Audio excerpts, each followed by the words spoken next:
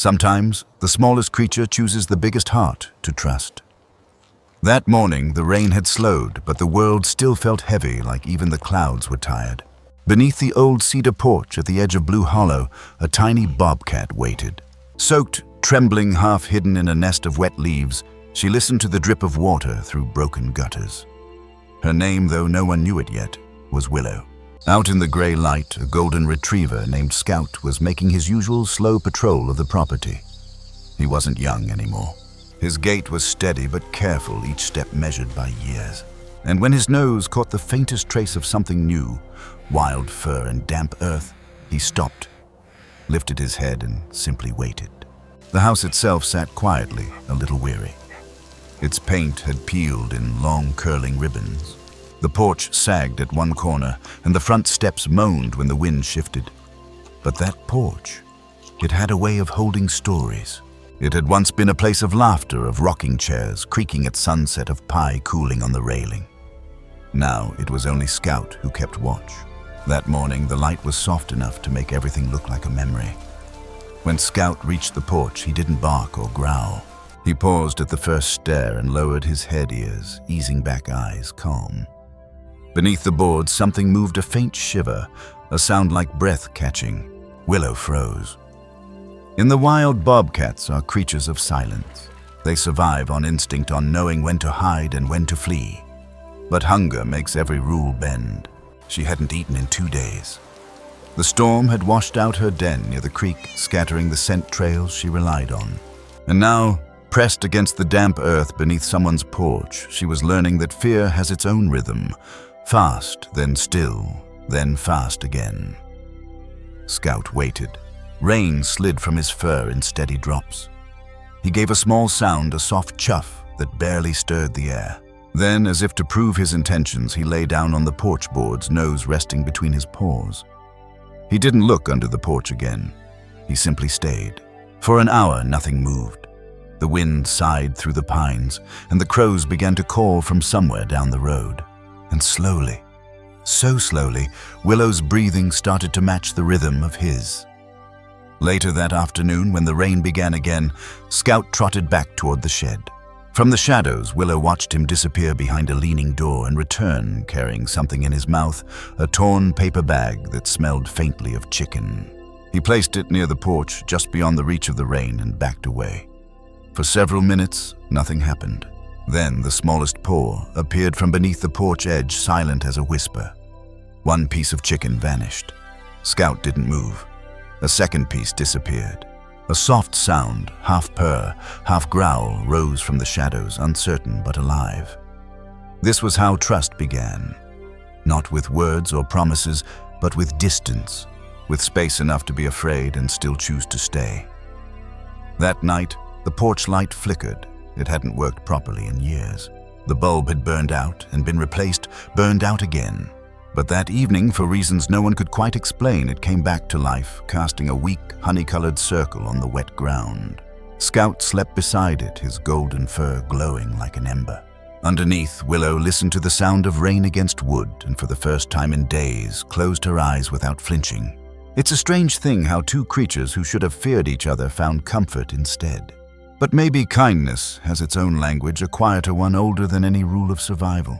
People often think trust is something we earn, something built from logic and repetition, but in the wild, trust is closer to faith. It's the pause between fight and flight. It's the choice to stay when every instinct tells you to run. In a way, we all have a little Willow inside us, that voice that says, "Don't get too close. Don't get hurt again." And we all need a little Scout, the gentle presence that waits without asking for anything in return. For older viewers, for anyone who's lived long enough to lose something they loved, this part of the story might feel familiar. The ache of uncertainty, the hesitation before reaching out again. That fragile moment when you decide just maybe the world isn't entirely cruel. Scout didn't know about kindness and the way we talk about it. He just acted on it. And maybe that's the most natural kind of love, the kind that doesn't calculate risk. It simply shows up. In wildlife rehabilitation centers across Oregon, caretakers speak about the language of calm. It's how they train rescued animals to recognize safety without breaking their instincts. No sudden movements, no direct eye contact.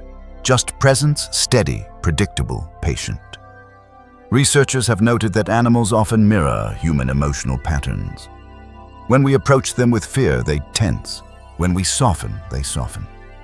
This dance between trust and awareness is what allows wild animals to survive near us without losing their instinct for self-preservation. Scout, without knowing it, embodied that very principle. He didn't try to tame or claim Willow. He simply gave her room to exist safely. And in doing so, he created the first fragile thread between wildness and home. It's a lesson that reaches beyond species. People too need that kind of space, the kind that says, "You can be afraid and I'll still stay nearby." That is how relationships heal, how broken spirits begin to mend. By dawn, the storm had cleared. The grass shimmered with dew and the world smelled clean again. Mud cedar and a faint sweetness from the wild honeysuckle climbing the fence. Scout rose, stretched his stiff legs, and gave a little shake. The porch light had gone out sometime during the night, but its warmth seemed to linger in the boards. Underneath, Willow blinked awake. Her fur, though still matted, was no longer dripping. She crept out slowly, nose twitching, eyes wide at the brightness. The yard stretched before her, quiet and new. Scout watched her, but didn't move. She took a step, then another. A jay called from the nearest branch, and Willow's ears swiveled. Instinct tugged at her, the forest beyond the fence, the familiar scent of pine and shadow. But hunger tugged too, and comfort, and the strange realization that she wasn't alone. She crouched low and sniffed the ground near Scout's paw.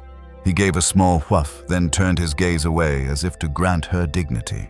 For a heartbeat, their worlds overlapped, predator and protector, wild and domestic, both learning that safety doesn't always mean sameness. Then she darted back beneath the porch. But something had shifted. The fear hadn't vanished, but it had made room for something else. Curiosity. In nature, healing rarely happens in straight lines. It's more like water finding its path after a storm, hesitant, winding slow. That old porch had seen generations pass, seasons rise and fall, and laughter turn to silence. Now, in its own quiet way, it was part of something sacred again, a shelter. A small act of kindness holding space for something bigger.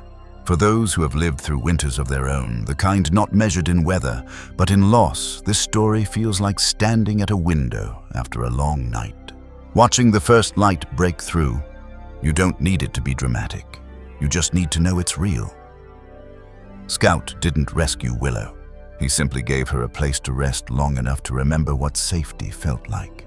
Sometimes that's all healing requires, a pause, a breath, a place to belong for just a moment longer than fear expected. Wildlife experts say that bobcats, especially the young, adapt faster than we think. They learn to navigate edges between forest and field, between survival and surrender. It's part of what keeps their species thriving in changing landscapes across the U.S. In places like Oregon, where bobcats occasionally wander near rural homes searching for food after storms.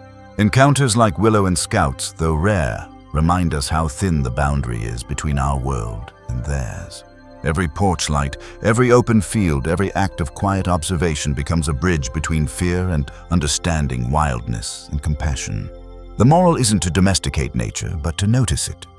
To understand that kindness in its simplest form can be coexistence. By late afternoon, the clouds returned, not dark, but soft and silver.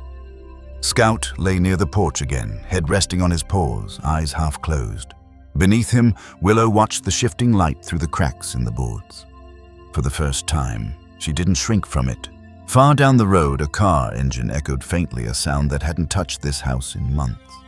Scout lifted his head ears, turning toward the noise. The sound faded, then stopped. A door shut, and somewhere in the stillness, footsteps began to crunch across gravel.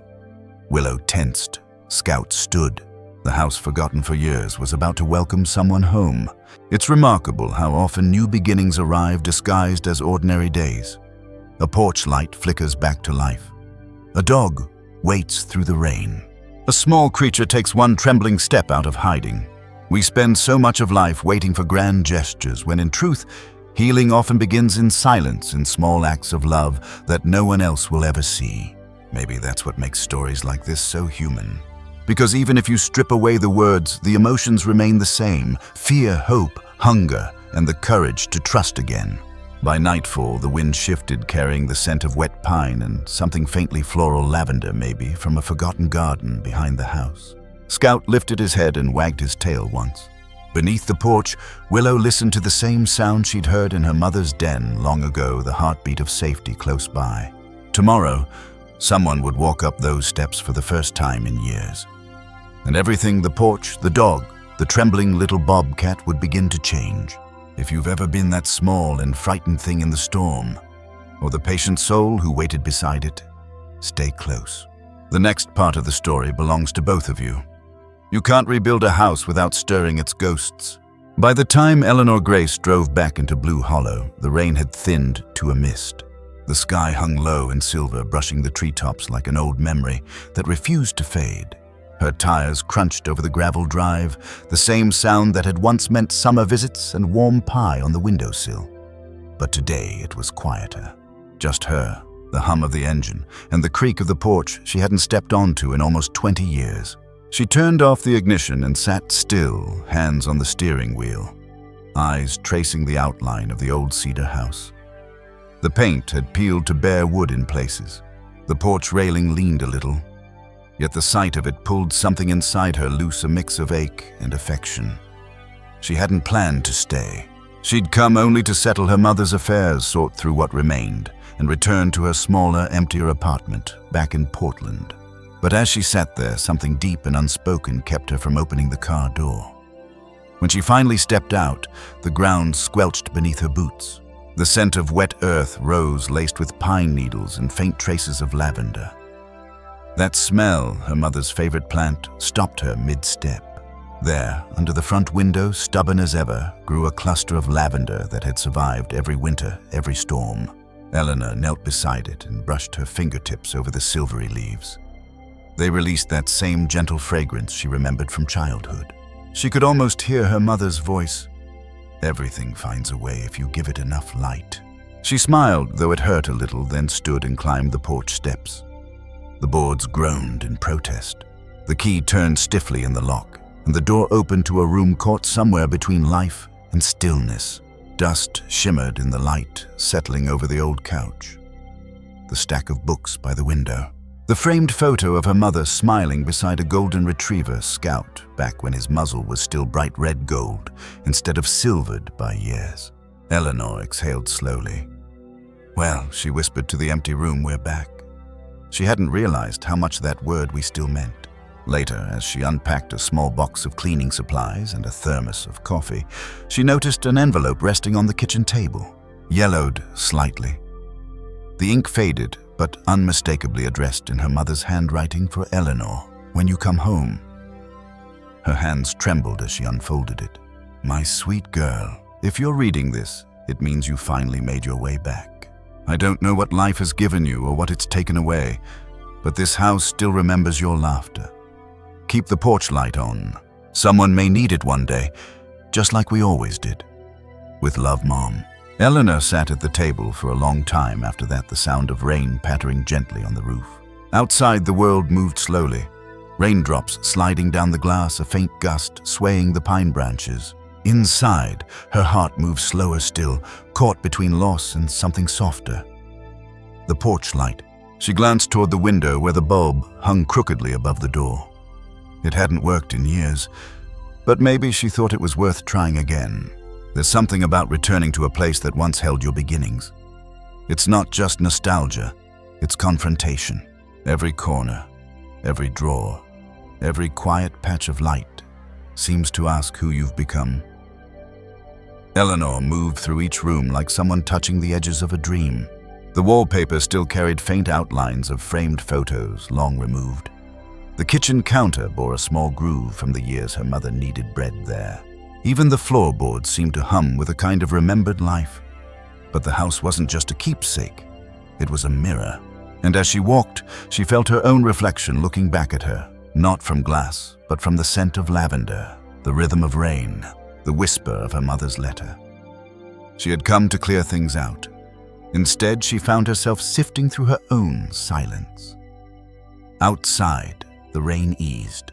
The air smelled of cedar bark and damp soil, rich and grounding.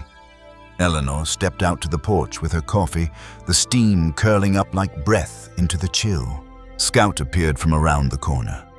Tail wagging slowly, eyes bright but cautious. He stopped a few feet away, as if asking for permission. "Hey, old boy," she said softly. "You're still here." He padded closer, pressed his nose against her palm. His fur was thick and damp, his paws muddy from the yard. She noticed a small pile of twigs and feathers near the porch edge, something he must have dragged there during the storm. That's when she heard a faint rustle from beneath the boards. She froze. Scout's ears twitched, but he didn't bark. Instead, he tilted his head toward the sound and gave a quiet huff. Eleanor crouched, squinting through the slats. Two golden eyes blinked back wide, unblinking, half hidden in shadow. For a heartbeat, she didn't breathe. Then, softly, she whispered, "Well now, who are you?" The eyes vanished. A quick scuffle of paws, then silence. Scout sat tail sweeping gently as if to say, "It's all right. She's just shy." Eleanor stayed kneeling for a while, letting the quiet fill the space. There was something wild under her porch, and somehow that didn't frighten her. It felt right, like the house was already alive again. Later that evening, as the mist turned to fog, Eleanor sat by the window reading a local wildlife booklet she found in one of her mother's drawers. It talked about bobcats, solitary shy creatures often spotted along the Blue Hollow ridges. She traced a finger over the photo of one tufted ears, amber eyes small but fierce. The caption read, "Bobcats thrive where the land remains undisturbed. They remind us that even the wild needs a corner of peace." It made her smile. Peace that was all any of them were looking for. Somewhere beneath her porch, that tiny bobcat Willow, though she didn't yet know her name, was sleeping, wrapped in the scent of cedar and old rain. Scout lay near the door, ears flicking at every creak, content to guard the space between them. And Eleanor, for the first time in a long while, felt the steady pulse of purpose returning to her chest. The house wasn't empty after all. It was waiting for trust, for connection, for light. That night, Eleanor couldn't sleep. The wind whispered through the pines outside, carrying the scent of rain and memory. She lay in her childhood bedroom, staring at the ceiling, thinking about her mother's letter. She hadn't planned to stay. The rational part of her said she should finish the paperwork, clean the house, and sell it before winter. Her life in the city was smaller, but safe, predictable. Here, everything felt uncertain. The roof might leak. The nights might be lonely. And yet, beneath all those doubts, something else stirred. She thought of the porch light. The lavender is still blooming, the eyes under the boards, and Scout steadfast as always. Maybe some places don't let you go until you finish what they started. The next morning dawned pale and quiet. Eleanor boiled coffee on the old stovetop, its hiss filling the kitchen. As she stirred in a spoonful of sugar, she glanced at the photo above the sink, her mother holding a small child on her lap, the porch light glowing behind them. She remembered that night, a thunderstorm, a stray kitten they'd found crying by the road, how her mother had wrapped it in a towel and said, "Kindness starts with noticing." It struck her then how often life repeats its patterns, asking the same question in different forms. Kindness starts with noticing. Outside, Scout gave a short bark. Eleanor stepped to the door, and there near the porch steps she saw a small paw print pressed into the mud, delicate, perfect, unmistakably wild. She smiled. "Well," she murmured, "looks like we have company." She didn't realize it yet, but that single act of noticing, of seeing, and not shooing away would become the hinge for everything that followed. As the morning light stretched across the yard, Eleanor pulled on her jacket and stepped outside. Scout followed, tail swishing against her leg. She walked to the edge of the porch and touched the railing, feeling the rough grain of the wood beneath her fingers. Somewhere beneath her feet, the little bobcat shifted. A quiet sigh, a heartbeat of movement. Eleanor looked down and whispered, "You're safe here." The words hung in the air, soft but certain.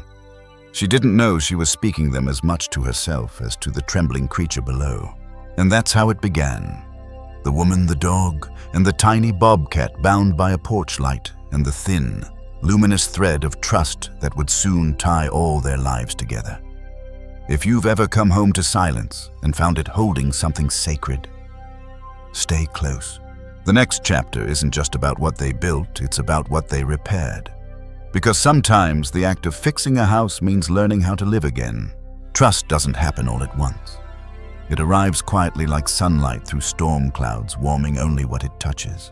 The next few mornings in Blue Hollow began the same way, mist curling through the pine trees, the porch still damp from dew, and the faint rustle beneath the floorboards. The sound had become familiar, like a heartbeat Eleanor couldn't quite locate. Scout would rise early stretch and walk the perimeter of the yard, his steps slow but sure. And somewhere in the shadowed space below the porch, a small bobcat watched him. Eleanor knew she should be cautious. Wild animals weren't meant to linger near people. But every time she thought of calling the wildlife office, something in her resisted. Maybe it was the memory of her mother's words, "Keep the porch light on. Someone may need it." Or maybe it was the way Scout seemed at peace with their hidden guest, as if he'd already decided that fear had overstayed its welcome. It was a Tuesday when Eleanor saw her properly for the first time. The rain had ended overnight, leaving behind a quilt of fog that clung to the yard. She stepped onto the porch with her coffee wrapped in a shawl, listening to the quiet drip of water from the eaves. Scout was sitting near the steps, tail brushing softly against the boards. He gave a low, patient sound, not a bark, not a whine, just a hum of presence. Eleanor followed his gaze. Beneath the porch, framed by light and shadow, sat the small bobcat. Her fur was matted from the rain, her ears tipped with black. She looked fragile, but alert, her body tense as a wire. For a long moment, they simply watched each other, woman and wild thing separated by wood and wariness. Then, slowly, Eleanor lowered herself onto the top step. "It's all right," she said softly. "You don't have to run." Her voice trembled a little, but it carried warmth, like a note held long enough to soften the air. Scout stayed where he was, head low, eyes calm. The bobcat didn't move. Her tail flicked once. Then, with a twitch of her whiskers, she stepped forward just far enough for the light to catch her eyes. Gold and green. Ancient, unblinking, curious. Eleanor felt something shift inside her. Not fear, something closer to reverence. That afternoon, Eleanor found herself rummaging through the fridge, searching for something she could spare. There wasn't much, some bread left over stew and a piece of roasted chicken wrapped in foil. She paused, holding the chicken, wondering if kindness could ever cross the line into foolishness. Then she remembered her mother once feeding a fox that had limped across the yard one winter. When Eleanor had protested, her mother had smiled and said, "Compassion doesn't always ask permission." So she cut a few small pieces, carried them to the porch, and placed them near the step. Scout followed, sitting just behind her like a quiet witness. "Let's see if your friend's hungry," she whispered. She waited a long while. The woods held its breath. Then, from the shadows, the bobcat crept out. She moved like smoke, each step deliberate, ears flicking at the smallest sound. She sniffed once, twice, and took a piece. Then another. Eleanor didn't move, barely breathed. Scout gave one small wag of his tail, slow and steady. And the bobcat lifted her gaze for just a heartbeat, as if acknowledging something deeper than gratitude. Then she vanished again beneath the porch. Eleanor sat there long after, hands resting on her knees, heart strangely light. "Well," she murmured, "I suppose that's a start." It's funny how the things we fear most often mirror something within us. Eleanor realized, watching that small creature hide and emerge, that she was doing the same thing. For months, she'd been living half inside her own shadows, going through motions, speaking politely to neighbors, but rarely letting herself feel. Grief had made her cautious. Change had made her still. And now, here was this tiny, wild thing shaking off a storm and daring to trust what warmth remained. In a way, they were both testing the world again, checking if kindness was still safe. Trust, Eleanor thought, isn't built through grand gestures. It's built in the quiet repetition of care. Small, steady, ordinary moments that say, "I'll keep showing up." Later that evening, while the kettle hissed on the stove, she opened an old field guide from the shelf. It had belonged to her mother, pages annotated in neat cursive corners, creased from use. She found the section on bobcats and read aloud, softly to herself.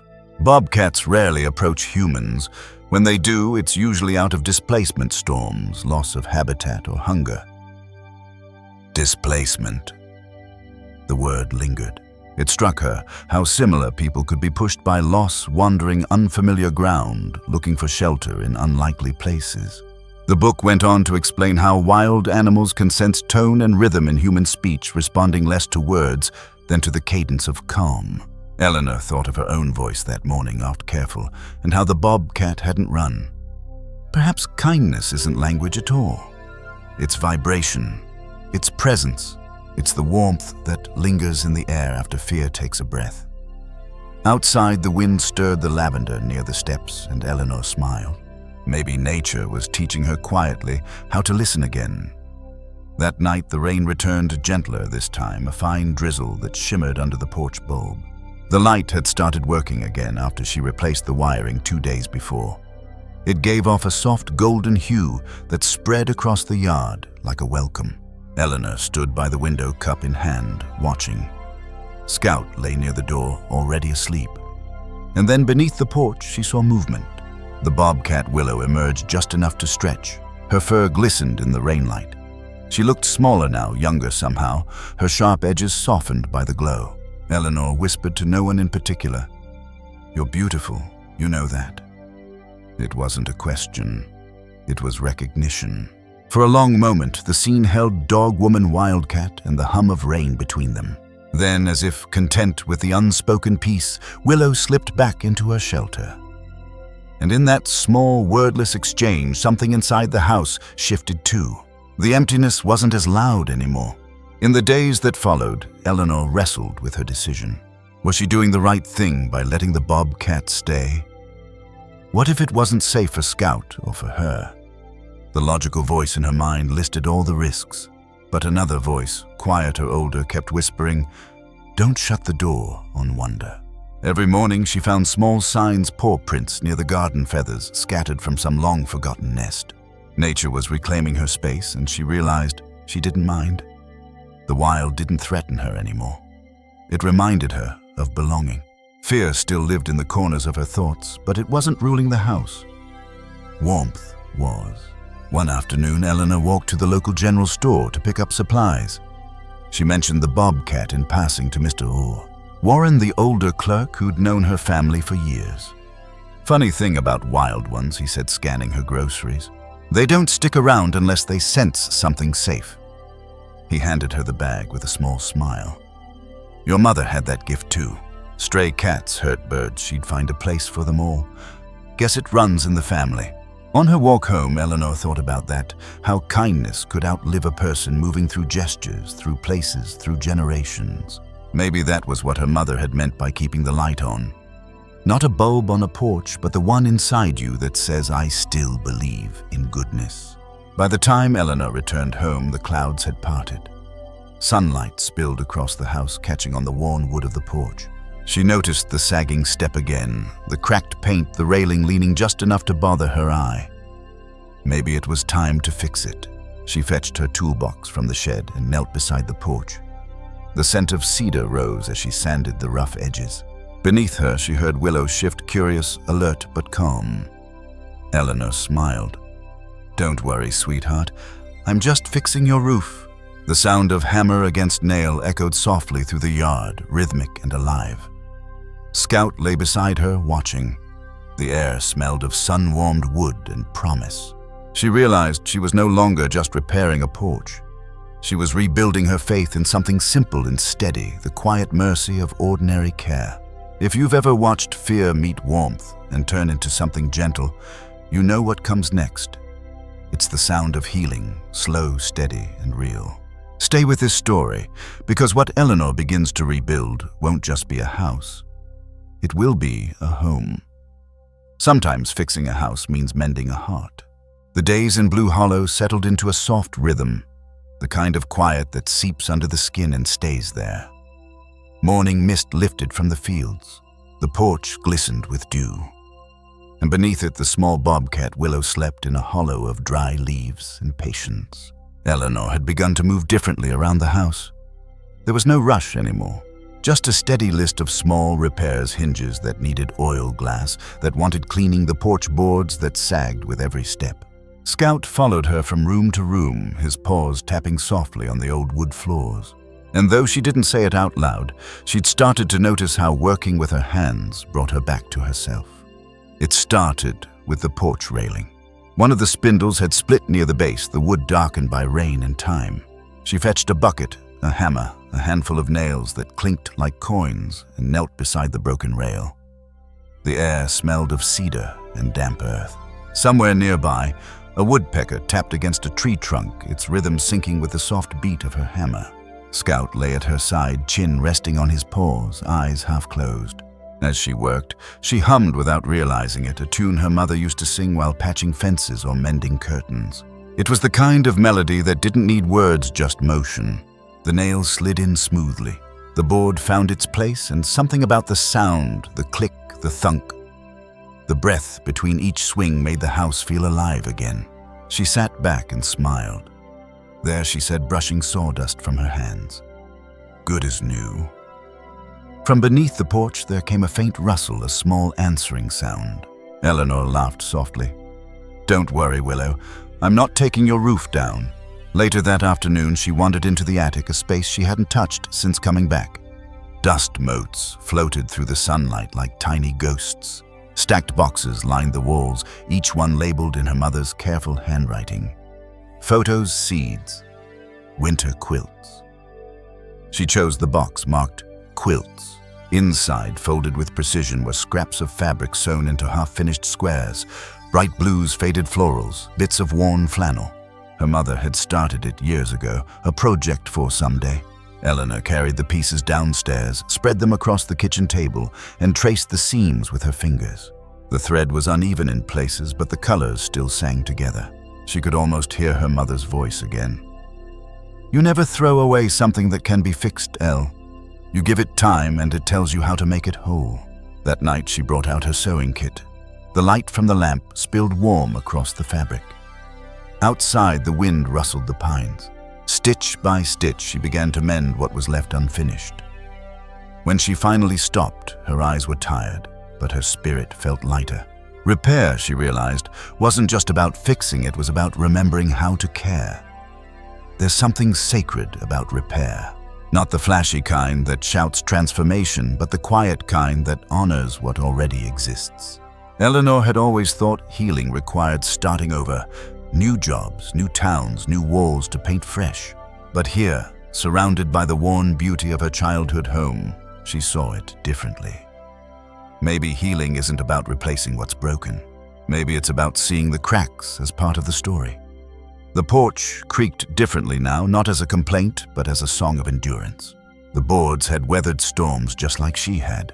And when she ran her hand along the repaired railing, she felt both the old strength and the new care layered together. Sometimes what we fix outside quietly rearranges something inside us. One afternoon, Eleanor took a break from sanding window frames and sat on the steps with a glass of water. The sun filtered through the trees, dappling light across the yard. She noticed how the garden, once tangled with weeds, had started to breathe again. The lavender she'd trimmed last week was sprouting new shoots, bees hovering lazily around the blooms. Scout lay nearby, half asleep, his nose twitching at the scent of summer. And beneath the porch, a pair of golden eyes blinked open. Willow emerged slowly, testing the air. Her movements were cautious, deliberate. She stretched once, then padded to the edge of the porch where the sunlight spilled across the boards. Eleanor didn't move. For a moment, the two of them simply shared the warmth. Wildlife experts often say that bobcats symbolize balance, living at the edge of wilderness, and civilization teaching coexistence through quiet boundaries. Watching Willow that day, Eleanor understood. The small wildcat wasn't asking to be tamed. She was teaching the language of presence, how to exist near another without needing to claim or change them. That too was a kind of repair. That evening, Eleanor fixed the porch light once and for all. It had flickered on and off for weeks, its filament tired, its socket loose. She replaced the bulb, tightened the wiring, and tested the switch. The light glowed steady, golden, humming softly, like an old friend clearing its throat. Standing beneath it, she thought of her mother again. Of all the nights that light had guided her home, from school plays, from heartbreaks, from ordinary days that ended with comfort. Now, as the light shone over the repaired porch, Scout wagged his tail once and settled at her feet. Willow appeared just long enough to sit in the glow, before disappearing again into shadow. It struck Eleanor then the light didn't just belong to her. It belonged to everyone who might need it. The wildcat, the dog, the traveler passing by, the memory of her mother. The porch, once just a structure, had become a symbol again. A small beacon of continuity in a changing world. That night, Eleanor wrote in her mother's old journal. The pen moved slowly, words careful and deliberate. Repair is an act of faith. You fix what you love because you believe it deserves more time. You stay patient even when it splinters again. You trust that beauty still lives inside the broken parts. She closed the journal and listened to the sounds of the house. The ticking clock, the creak of the floor, the wind brushes against the siding. Each sound felt like a pulse, evidence of life continuing. For the first time in years, she wasn't waiting for silence to end. She was learning to listen to it.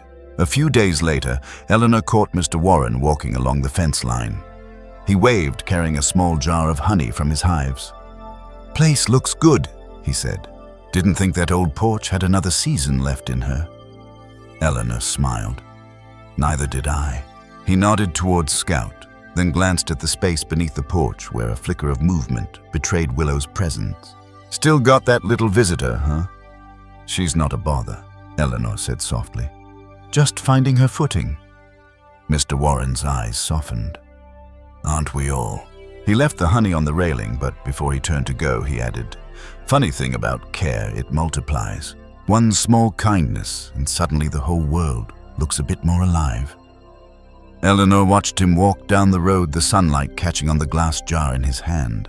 He was right. The house had changed, but so had she. Kindness, it turned out, was contagious.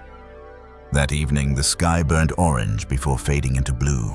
Eleanor sat on the newly repaired steps, the honey jar beside her.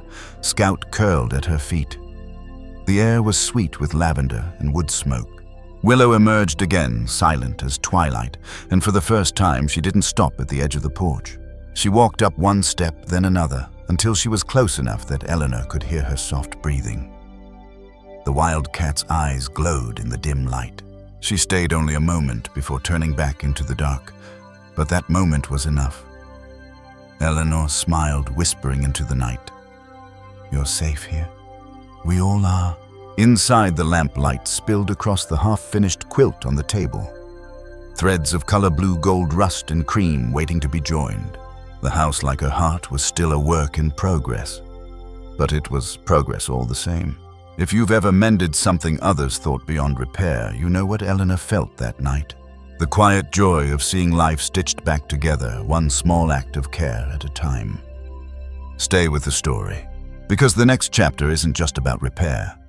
It's about what happens when kindness begins to ripple outward, touching every corner of Blue Hollow. Kindness has a way of calling others home.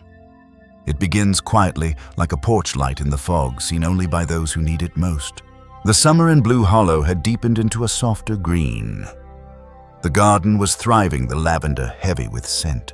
Bees drifted lazily from bloom to bloom, and the hum of their wings blended with the low rustle of the pines beyond the fence. The house, once silent, had found its rhythm again, the creak of the screen door, the distant sound of Scout's paws padding across the porch, the faint mewl of Willow beneath the boards. Eleanor moved through her days with a steadier heart. Every morning she brewed coffee. Fed Scout, left a small piece of food near the porch for her wild visitor, and then set to work on the slow, satisfying repairs of the house. The rhythm comforted her. It gave shape to her hours and warmth to her thoughts. But the world has a way of noticing when a place begins to heal. And, before long, others started to find their way to her door. It started with a knock on Thursday afternoon. Eleanor wiped her hands on a towel and opened the door to find a man standing on the porch steps. "Sorry to bother you," he said, his voice gravelly but kind. "Name's Warren. I live just up the hill. Used to know your mother." Eleanor remembered the name, the man who used to bring jars of honey every spring. "Of course," she said, smiling softly. "It's been a long time." "Too long," he nodded. "I saw the smoke from your chimney a few nights ago. Figured the old place had company again. Thought I'd stop by." He handed her a jar of honey, the glass still warm from the sun. "From my bees," he said. "Your mom used to call it liquid gold." Eleanor took it with both hands. She was right about that. Warren lingered a while, sitting on the porch rail as they talked. He asked after Scout, who dozed near the steps, and smiled when he noticed the tiny paw prints pressed in the dirt nearby. "Got yourself a wild friend too?" he asked. Eleanor followed his gaze and nodded. "A bobcat, small one, shows up most evenings." He chuckled softly. "Your mom would have loved that. She always said this porch was meant for visitors, two-legged or four. They shared tea from mismatched mugs, steam curling between them like memory." Warren spoke of old times, the summer storms that used to flood the lower field, the sound of Eleanor's mother's laughter carrying across the road. She had a gift, he said. Could make anyone feel at home. Didn't matter who you were. That woman had a porch full of strays, cats, travelers, you name it. Eleanor smiled, a little wistful. She used to say that the porch was a promise. You light it and it'll guide someone in. Warren nodded, his eyes soft. "Seems like you kept that promise." His words settled in her chest like a quiet truth. She hadn't realized it until now, but yes, she had. The repairs, the garden, the light. It wasn't just about her healing. It was about carrying something forward. That evening, after Warren left, she sat on the steps and drizzled a spoonful of honey into her tea. The flavor was deep and floral, with a hint of wildness. She thought about her mother's porch, how it had always seemed to glow brighter when someone stopped by. Maybe kindness was the real repair, not the nails or the paint. Maybe kindness was what held a home together. In small towns like Blue Hollow, echoes don't fade quickly. They live in the rhythm of routine, in the creak of a chair, the scent of bread cooling, the quiet companionship of a dog sleeping nearby. Eleanor began to notice those echoes everywhere. She'd find her mother's handwriting on old recipe cards tucked into drawers, a list of herbs and their uses pinned to the pantry wall, the faint imprint of a rocking chair leg worn into the porch floor. Each discovery felt like a whisper. Keep going. You're not alone. Even Willow seemed to sense the change. The young bobcat now came out more often, her movements less frantic, her body language less guarded. Sometimes she'd sit in the slant of evening light, paws tucked neatly beneath her eyes, half closed. Scout would lie nearby, their peace wordless but whole. Watching them, Eleanor realized how healing often begins with imitation. We watch someone human-animal memory, and slowly, quietly, we learn to trust again. A week later, another visitor came by. A woman named Carol, who ran the local bakery, stopped with a basket of bread. "Heard you were back in town," she said, smiling. "Your mom used to trade me lavender for honey buns." Eleanor laughed. "That sounds like her." "Thought I'd return the favor," Carol said, handing her the basket. Inside was a note, "For the house that still glows." Word had spread, it seemed. People started stopping by, more often a retired teacher who remembered her mother's garden. A pair of kids asking if they could see the friendly bobcat they'd heard about. Eleanor never advertised her home, but something about it. Maybe the porch light, maybe the quiet warmth that surrounded it drew people in. Soon the fence line bloomed with wildflowers left by neighbors. Someone dropped off a bag of seed mix. Another left a wooden birdhouse with the initials BH carved into it. Blue Hollow had taken notice of one small act of kindness and begun to add its own. The house, once forgotten, had become a gathering place again. One evening, as dusk settled over the valley, Eleanor brewed a pot of tea and sat outside with Scout. The air buzzed with crickets, the light soft and gold. From the woods, Willow appeared silent and sure-footed. She moved across the yard with the ease of someone who finally knew they belonged. Eleanor didn't reach for her. She simply watched. It struck her then how the porch had become something larger than a structure. It was a living memory, a bridge between past and present, human and wild, grief and grace. Sometimes, when the wind blew just right, she swore she could hear her mother's laugh echoing softly in the pines. "See," she imagined her saying, "all it takes is one light left burning." Eleanor smiled, whispering to the air, "I'm learning, Mom." The bobcat stretched, curled into a patch of fading sunlight, and closed her eyes. When people talk about rebuilding, they often think of effort of fixing, improving, polishing until everything shines. But Eleanor had come to see that true rebuilding was slower, quieter. It wasn't about perfection. It was about the invitation. Each person who came to her porch left something behind a jar, a flower, a story, and took something intangible with them. Peace, gratitude, a little more hope than they'd arrived with. Kindness, she realized, wasn't meant to stay contained. It spilled outward, crossing fences, echoing down old roads, finding its way into other hearts that needed it. And perhaps that's how a community heals, one open door at a time. Later, Eleanor read an article in the town paper about how small gestures of connection improve well-being, not just emotionally, but biologically. It said that acts of kindness release oxytocin, the bonding hormone in both the giver and the receiver. The more you share, the more your body learns to feel safe. She smiled at that. Her mother had known it long before the studies. Every pot of tea, every rescued animal, every word spoken kindly, it had all been her quiet way of keeping people's hearts steady. Now, as the porch glowed in the twilight and the scent of honey drifted through the air, Eleanor realized she was simply continuing that work. The work of making the world, or at least this small corner of it, a little softer. By late August, the air began to change. The days were shorter, the wind a little sharper in the evenings. Clouds gathered more often along the ridges, hinting at storms to come. Eleanor felt it, the subtle tension in the air before a season turns. Scout grew restless, pacing near the door at night. Willow, too, seemed more alert, vanishing into the woods earlier each evening. Change was coming again, the kind that tests everything you've built. Still, as Eleanor stood on the porch one night, watching the light flicker across the field, she whispered, "We'll be ready." The words were more promise than hope, but in Blue Hollow, promises had power.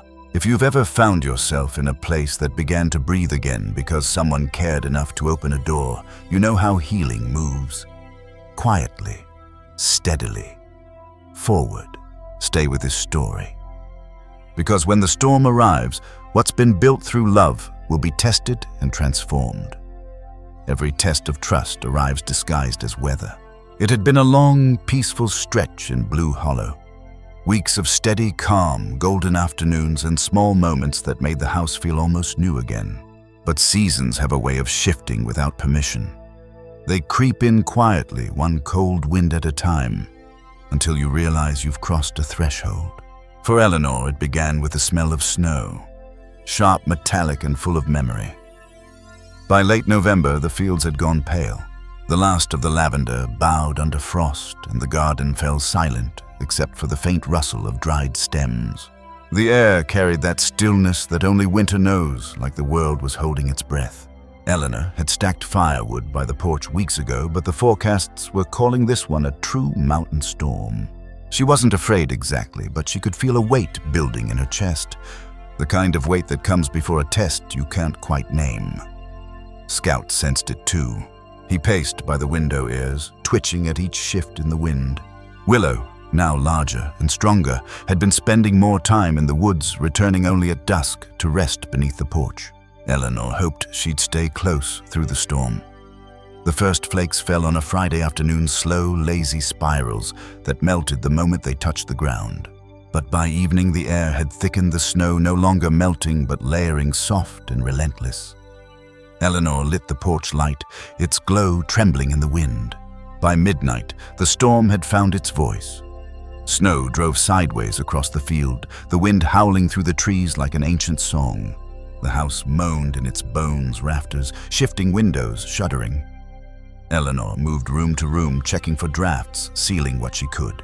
Scout followed her closely, his fur bristling with alertness.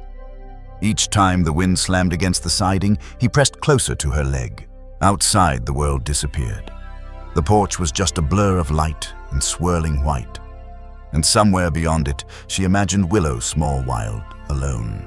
She knelt by the door and whispered into the storm, "You're safe here, sweetheart. Find your way home." The words vanished in the wind, but speaking them made her feel less helpless. Then she turned off the overhead light and let the storm be what it was. Something to be endured, not conquered. Fear, Eleanor realized, isn't always loud. Sometimes it's a hum, beneath everything a steady vibration that makes you notice how fragile life really is. She sat by the fire, watching the flames dance in the reflection of the window. The snow outside kept falling, muting the world into shades of silver. Scout lay beside her, his breath slow, rhythmic, steadying. The crackle of the fire reminded her of childhood winters when her mother would tell stories during storms to keep the dark from feeling too big. Stories about hope and endurance. About how the smallest light can hold back a whole night's worth of cold. Eleanor smiled faintly. "You were right, Mom," she whispered. "It's the light that keeps us." The storm roared louder as if to argue, but the house held firm. There's something instructive about watching nature at its fiercest. The way trees bend without breaking. The way snow covers everything ugly or beautiful without judgment. Eleanor found herself thinking about that as the night stretched on. The storm didn't care about who deserved calm or who had already suffered enough. It was just life moving through its cycle, testing the strength of what stood in its path. And maybe that was its lesson. Not every hardship arrives to punish. Some come to prove what's already strong. The house had been built by hands that understood weather, her grandfather's, her mother's. Every board, every beam had known storms before. And now, in the heart of another, it stood again, creaking but unyielding. Eleanor felt something similar inside her. She'd been bent by loss, yes, but not broken. Like the old porch rail she'd mended, she was learning to carry her weight again. When dawn finally came, it arrived quietly. The storm had spent itself, leaving the world remade, hushed and brilliant under a fresh layer of white. The porch light still glowed, faintly half buried in snowdrifts. Eleanor opened the door and stepped outside. The cold stole her breath for a moment. The air was still the kind of stillness that feels sacred. The yard was a canvas of untouched snow. No footprints, no sound. Just the soft hum of silence. She called gently Willow. At first, nothing. Then movement. From under the porch came a small, snow-dusted shape. The bobcat's fur was fluffed against the cold, her eyes bright alive. Eleanor let out a breath she hadn't realized she'd been holding. "You made it." Scout wagged his tail, stepping forward as Willow crept out into the light. She sniffed the air, then brushed past Eleanor's boots, leaving tiny paw prints across the porch boards. It was such a simple thing, survival, but it filled Eleanor with a rush of gratitude that brought tears to her eyes. Sometimes she thought resilience looks like breath, like movement, like coming back when you could have stayed gone. Inside, she brewed tea and lit a candle on the kitchen table. The power was still out, but the light from that single flame danced enough to fill the room. She sat quietly, hands wrapped around her mug, and thought about how storms reveal what matters. The essentials, the steady, the alive. The storm had reminded her that peace isn't the absence of noise, it's the choice to stay gentle when the world howls. She glanced toward the window where Willow now sat on the porch, tail curled around her paws, watching the world turn white again. Scout lay near the door, a sentinel in rest. And Eleanor, between them, felt the rare kind of calm that comes only after fear has passed. The house smelled faintly of smoke and honey warmth and earth.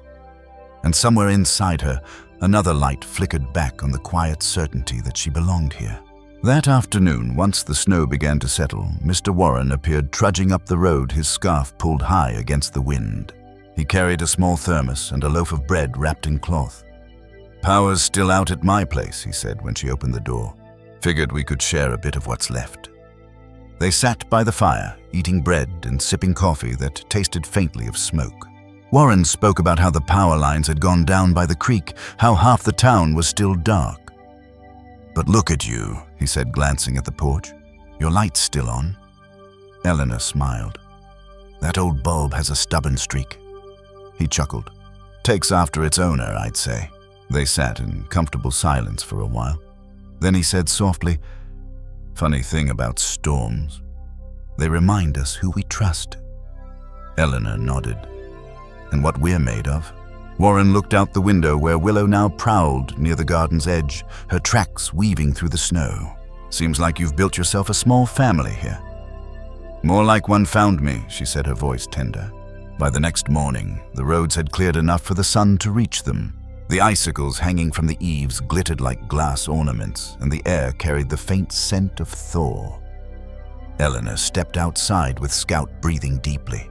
The cold was sharp, but it didn't bite anymore. It awakened. Willow darted from under the porch, bounding through the snow in sudden bursts of energy, each leap scattering crystals of light. Eleanor laughed, the sound ringing through the yard. The storm had taken something, yes. The fences would need repair again, the roof a little patching, but it had also given something back. A new steadiness, a reminder of what endures. And as she stood in the clean, blinding light of that morning, she knew spring would come again. It always did. If you've ever weathered a season that stripped you bare and still found warmth waiting when it passed, then you already know what comes next. Stay with the story. Because in Blue Hollow, every storm makes room for a new beginning. When winter ends, something always blooms in its place, quietly, faithfully, as if the earth itself remembers how to begin again. The snow didn't melt all at once. It retreated the way sorrow does, slowly in patches. The first signs came as whispers, a thin trickle of water down the porch steps, the faint green of moss reappearing near the fence line. Then, almost overnight, the air changed. The wind softened. The light shifted. Spring had returned to Blue Hollow. For the first time in months, Eleanor woke to the sound of birdsong instead of wind. It filled the rooms of the old house like a hymn. Scout stirred at her feet, stretching while from beneath the porch came a familiar thump and the rustle of movement, Willow shaking off the last of the cold. The world, it seemed, was ready to start again. Eleanor stepped outside and drew in a deep breath. The air smelled of wet soil, wood smoke, and something faintly sweet like promise. Puddles mirrored the pale blue sky, and along the edges of the yard, new shoots pushed up through the thawed ground. She picked up her gloves and knelt by the garden bed. The lavender had survived, though the stems were brittle and gray. She trimmed them gently, whispering, "You made it." Scout lay nearby, keeping lazy watch. Willow appeared soon after, padding softly across the porch rail, her coat sleek again, eyes bright with curiosity. Together, they watched the yard return to life. A robin hopped between tufts of grass, and sunlight spilled across the field like a slow-moving tide. For Eleanor, the sight carried the same kind of wonder she remembered from childhood. The reassurance that no winter, no matter how long, could keep spring from finding its way home. One afternoon, while sorting through a drawer of old envelopes, Eleanor found another letter written in her mother's familiar hand.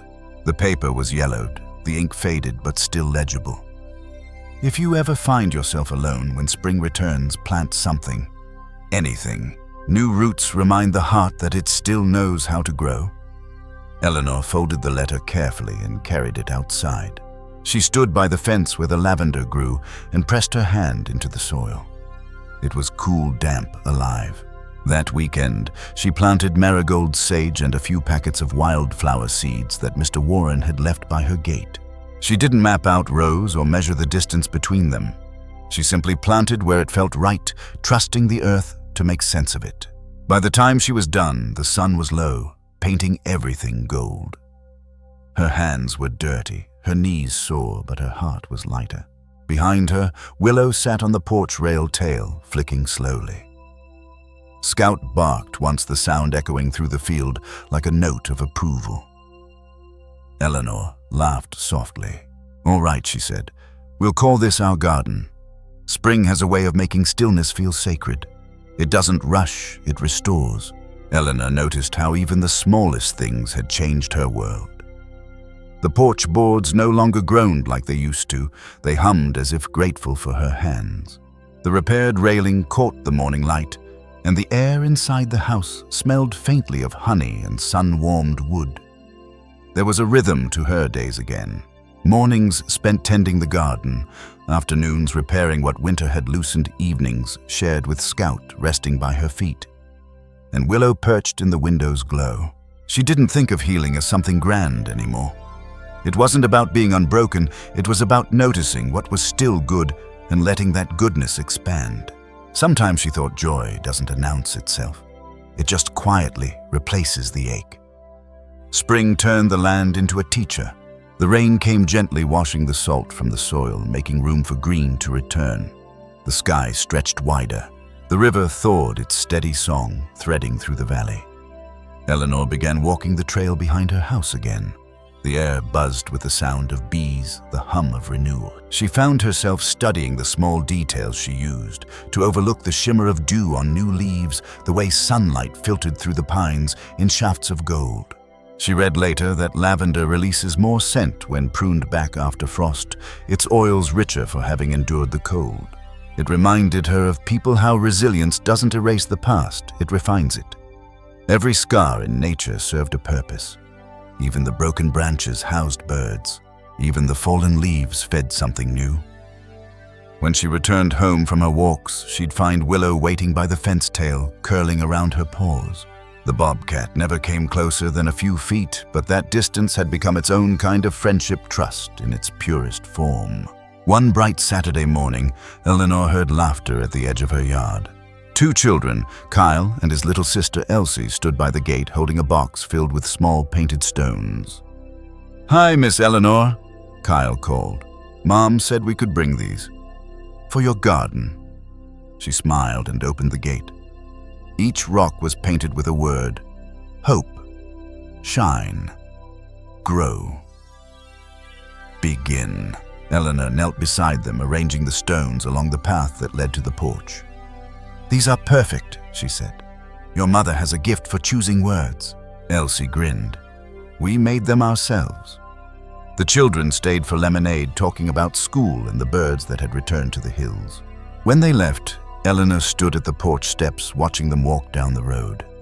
The sun glinted off the painted stones, their colors glowing against the soil. Later that evening, as the light softened and Scout dozed beside her, she whispered to herself, "We are all somebody's garden, aren't we?" It was a small thought, but it carried weight, the idea that kindness, once planted, keeps blooming in unexpected places. As the days grew longer, Eleanor found herself reaching for her mother's old journal again. She read the entries slowly, savoring the details notes about when to prune the sage reminders to keep a candle by the window in case someone's lost their way. The words felt timeless, almost like prayers, disguised as lists. One evening, as she watched the sunset pour its last gold over the valley, Eleanor whispered, "You kept teaching even after you were gone." And perhaps that was what love really was. Not something that ended, but something that continued repeating, returning, taking new shapes. Just like spring. By late April, the garden had come alive. The marigolds burned bright near the fence. The lavender swayed with bees. Even the wildflower patch, planted without plan or precision, had blossomed into a wild burst of color. Willow now roamed farther, sometimes vanishing for days before reappearing at dusk. Eleanor would spot her near the trees, ears pricked, muscles taut perfectly at home in her world. Scout Older now watched her without barking. It was as if they both understood the quiet balance that bound them, the wild and the tame, the seen and the unseen, each giving the other permission to exist. Eleanor often thought about how everything in nature moved in circles. The river's current, the turning of the seasons, the rhythm of life, finding itself again and again. Spring wasn't the end of winter. It was its answer. As the last light of day faded over Blue Hollow, the porch light clicked on. Its soft glow reached across the yard, touching the fence, the flowers, the field beyond. Eleanor stood at the steps, a cup of tea warming her hands, listening to the sounds of evening, the whisper of wind through leaves, the faint hoot of an owl from the ridge, the gentle murmur of the house behind her. She thought of all that had changed, the repairs, the visitors, the storm that had tested them, and now this quiet peace. Yet something told her the story wasn't finished.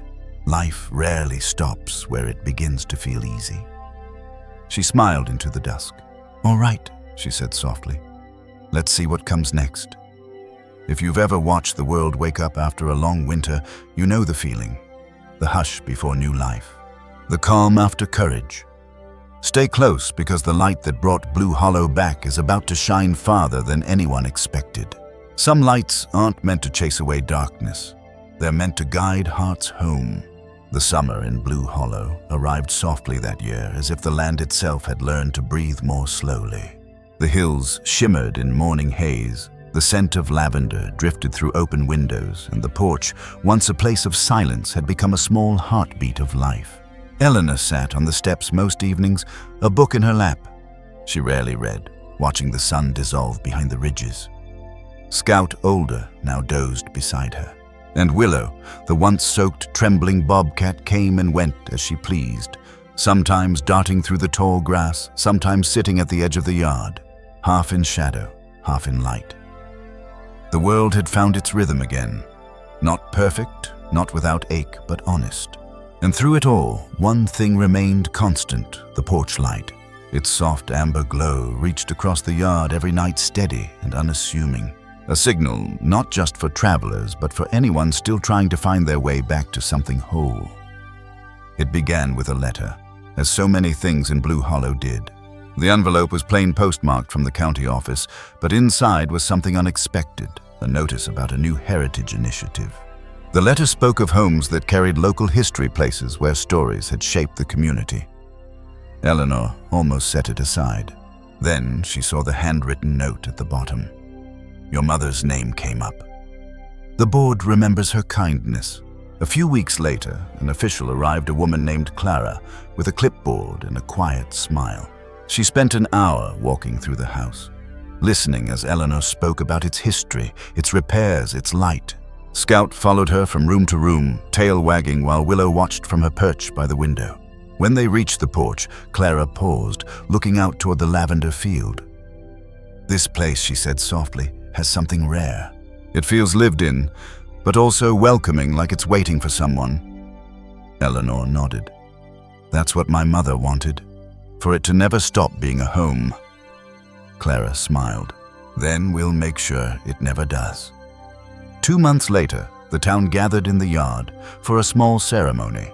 There were neighbors, old friends, and new ones who'd found comfort here in passing. A simple plaque was unveiled beside the porch steps. Blue Hollow Sanctuary, a home built on kindness, kept by love. Applause rose gentle and genuine. The lavender swayed in the wind, and for a moment everything, the house, the land, the people, felt connected by something bigger than time. That evening, after everyone had gone, Eleanor found herself sitting alone with a slice of lemon cake and a full heart. She looked around the yard, remembering the faces that had filled it that afternoon. The children who once brought painted rocks, now grown and smiling. Mr. Warren, who'd insisted on carrying extra chairs even though his knees protested. The woman from the bakery who'd brought honeyed bread in honor of your mother's sweet tooth. Every person there had a story tied in some way to that porch. And she realized something: kindness doesn't end when you give it away. It moves person to person, life to life, like a current under the surface, unseen but steady. Scout stirred beside her, letting out a sleepy sigh. Willow padded up the steps, graceful and unhurried. She stopped near the door, blinked once at Eleanor, and sat. Eleanor smiled. You stayed. The bobcat tilted her head, the faintest flick of her tail as if to say, I never really left. The porch light glowed above them, steady and gold, cutting a soft path through the dusk. Later that night, Eleanor stood by the window, watching the light spill across the field. The scene was familiar, but it felt deeper now, like the land itself was breathing alongside her. She thought of all that had changed since that stormy night when a frightened bobcat hid beneath the porch. Of how fear had turned to curiosity, and curiosity to trust. Trust, it had become the quiet language of this place. Between her and the animals. Between her and her memories, between her and herself. Kindness, she realized, was never about grand gestures. It was about a steady presence, about staying when it would be easier to walk away, about leaving the light on, just in case someone or something needed to find their way back.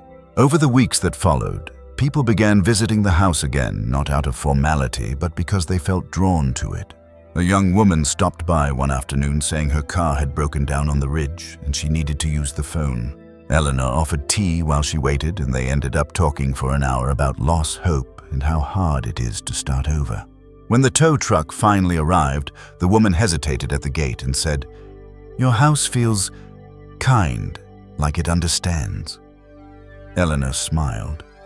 "It's the porch light. It listens better than most people do." Word began to spread. Hikers left notes of thanks by the fence. One read, "Saw the light from the trail. Stayed to breathe." Even the mail carrier began leaving small offerings, a feather, a polished stone, a sprig of mint, each one tucked near the steps like a quiet acknowledgement. It reminded Eleanor of what her mother used to say. Home isn't just where you live, it's what you give off. And maybe that was what made the porch special. It wasn't just a place of arrival, it was a promise of refuge. A reminder that love once planted keeps finding ways to bloom. One evening near the end of summer, the sky burned pink and gold. Eleanor sat on the porch with Scout at her feet, the repaired quilt draped over her lap. The scent of lavender hung thick in the air. From the woods, she heard movement, a rustle, a pause, then soft footsteps. Willow emerged sleek and strong, her golden coat glinting in the last light. She crossed the yard, not in fear or caution, but with the ease of one returning home. She paused at the steps, looked up at Eleanor and let out a quiet sound. Not quite a mew, not quite a growl, something in between. Eleanor laughed softly. "You still talk more than you listen." The bobcat blinked, then leapt gracefully onto the porch rail. Scout didn't stir. The three of them sat there together, watching the first stars appear. When darkness finally settled, Eleanor reached up and switched on the porch light. Its glow spread across the field, catching the silver in Scout's fur, the shimmer in Willow's eyes, the warmth in her own heart. And for the first time in a long time, she said it aloud. "We made it home." In that moment, Eleanor understood something she hadn't been able to name before, that home isn't a place you build once. It's something you keep tending moment by moment, light by light. It's in the care you give a broken step, the patience you show a frightened creature, the warmth you offer a stranger who just needs to rest a while. And it never really ends. It just keeps passing forward through gestures, through memories, through the quiet persistence of love. The porch light might flicker. Storms might come again, but its purpose never changes, to remind us that kindness still lives here. Even when the world feels cold, even when we forget the way. Eleanor would later say that the bobcat taught her more than any person ever could about resilience, trust, and the courage to stay soft in a world that can be harsh. She learned that wild things don't need saving. They need space to heal. And people aren't so different. If you give them light, if you give them patience, they'll find their own way home. That truth became her quiet philosophy, one she carried into every act, every day. Whether it was tending the garden, answering letters from travelers, or just keeping the light on through long nights, she did it with the same intention to keep the circle of care unbroken. Because love like light was meant to be shared. As the film of night settled over Blue Hollow, the camera would linger on that house, the old cedar siding washed in gold, the lavender fields swaying gently, the faint silhouette of a woman, a dog, and a wildcat sitting together under the hum of the porch light. And if you listen closely, maybe you'd hear her mother's words carried in the breeze. "Keep the light on, Elle. Someone may need it. Now it's your turn." Ask yourself, what's the porch light in your life? What keeps you soft in a hard world? Who could use your warmth tonight, even if it's just a word, a call, or a small act of care? If this story reached you, let it keep rippling. Leave a like, subscribe, and share this video so that more people can find their own quiet light again. And if you'd like to take the next step, click the Super Thanks or Donate link below. Every contribution helps rescue and heal wild animals like Willow the bobcat, giving them a second chance at life and safety. Because kindness, just like that porch light, never really goes out. It only shines further when we keep it burning together.